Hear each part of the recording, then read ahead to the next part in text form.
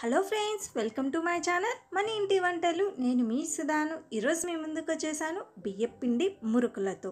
కరకరలాడుతూ రుచికరంగా తినే కొద్దీ ఇంకా తినాలి అనిపిస్తాయి. చాలా సింపుల్గా చేసుకోవచ్చండి. ఇప్పుడు ఇవి ఎలా చేసుకున్నా చూసేద్దాం పదండి. ఫస్ట్ ఒక బౌల్ తీసుకొని అందులో 2 కప్పుల బియ్యపిండిని వేసుకోండి. ఇక్కడ ఓన్లీ బియ్యపిండిని యూజ్ చేసే మురుకుల్ని చేసుకుంటున్నాము. ఇందులోనే రుచికి తగినంత ఉప్పును వేసుకోవాలి.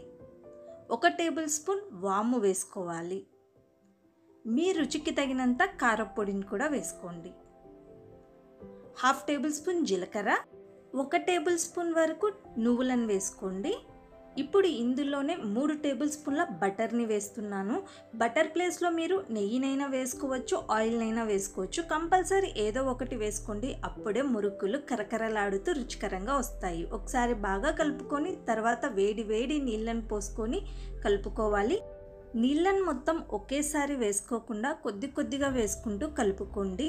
ఈ పిండి అనేది మరీ గట్టిగా ఉండకూడదు, అలాగని లూజ్గా కూడా ఉండకూడదు. సెమీ సాఫ్ట్గా ఉండేలాగా కలుపుకోవాలి.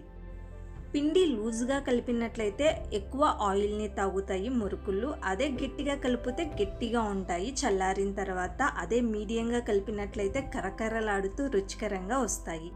పిండిని ఈ విధంగా సాఫ్ట్గా కలుపుకొని పక్కన పెట్టుకోండి. తర్వాత మురుకుల మిషన్ తీసుకొని మురుకుల బిళ్ళను కూడా తీసుకోండి. ఇప్పుడు ఈ మురుకుల మిషన్లో మనము పిండిని స్టఫ్ చేసుకోవాలి. ఎంతైతే పడుతుందో పిండి అంత పిండి మురుకుల మిషన్లో పెట్టుకోండి. తర్వాత మనం సెలెక్ట్ చేసుకున్న బిళ్ళను పెట్టుకొని పైన క్యాప్ క్లోజ్ చేయాలి.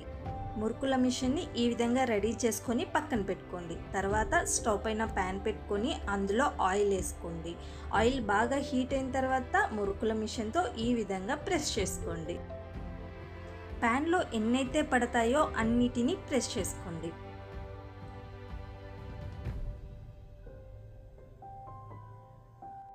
మీకు మురుకులు క్రిస్పీగా రావాలంటే డీప్ ఫ్రై చేసేటప్పుడు మీడియం ఫ్లేమ్లో పెట్టుకొని ఫ్రై చేసుకోవాలి. అప్పుడే మురుకులు కరకరలాడుతూ రుచికరంగా వస్తాయి. చూసారు కదా, 2 వైపులా ఈవెన్గా ఈ విధంగా ఫ్రై చేసుకోవాలి. మంచి కలర్ వచ్చిన తర్వాత ఆయిల్ నుంచి సపరేట్ చేయాలి. చూడండి, ఈ విధంగా మంచి కలర్ వచ్చిన వెంటనే ఆయిల్ నుంచి తీసేయండి. ఇదే విధంగా మిగిలిన పిండిని కూడా మీరు డీప్ ఫ్రై చేసుకోండి. చూడండి, క్రిస్పీగా రుచికరమైన మురుకులు రెడీ అయిపోయాయి. చాలా సింపుల్ కదా, తక్కువ ఇంగ్రీడియంట్స్తో చాలా త్వరగా చేసుకోవచ్చు. మీరు కూడా మీ ఇంట్లో ట్రై చేయండి ఫ్రెండ్స్. మీకు ఎలా వచ్చిందో కామెంట్ సెక్షన్లో చెప్పండి. వీడియో నచ్చినట్లయితే లైక్ చేయండి, షేర్ చేయండి. మోర్ ఇంట్రెస్టింగ్ వీడియోస్ కోసం ఛానల్ని సబ్స్క్రైబ్ చేసుకోండి. Thank you so much.